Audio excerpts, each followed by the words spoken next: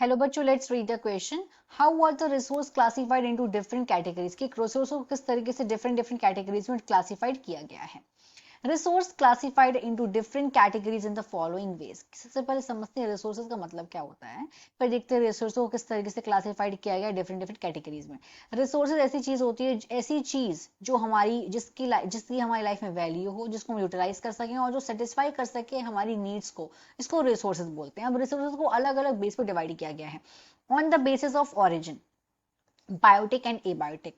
उनके ऑरिजिन के बेसिस पे एक तो हो गया बायोटिक, एक हो गया एबायोटिक। बायोटिक रिसोर्सेज वो रिसोर्सेज होते हैं जिनके पास जो लिविंग होते हैं, और एबायोटिक ये नॉन लिविंग होते हैं। बायोटिक में प्लांट आ गया, एनिमल आ गया, तो वहीं एबायोटिक में आ गया sunlight, wind. On the basis of exhaustibility, exhaustibility के बेसिस पे इनको डिवाइड करा जाता है। रिन्यूएबल रिसोर्स और नॉन रिन्यूएबल रिसोर्स, ऐसे रिसोर्स जो रिन्यू हो जाते हैं अगर खत्म हो तो फटाफट से, जैसे कि सनलाइट हो गया। और नॉन रिन्यूएबल मतलब अगर एक बार ये खत्म हो गया तो दोबारा से इनको बनने में हजारों साल लग जाएंगे। हालांकि ये नेचुरल रिसोर्सेज ही होते हैं, लेकिन इनको बनने में बहुत टाइम लग जाता है। जैसे कि कोल हो गया, पेट्रोलियम हो गया।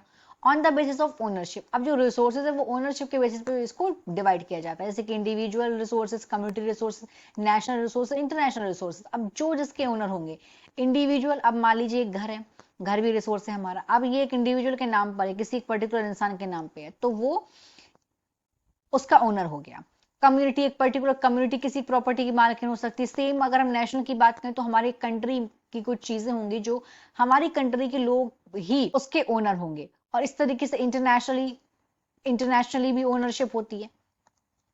On the basis of status of development, development के स्टेटस पे भी इसको डिवाइड करते हैं। Potential development, reserve and stock reserve.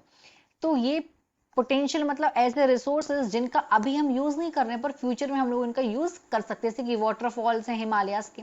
Development, development करना, रिजर्व करना, कुछ रिसोर्स को हमें रिसोर्सेज को रिजर्व करना जरूरी है जिससे आगे जाकर उनकी कमी ना हो।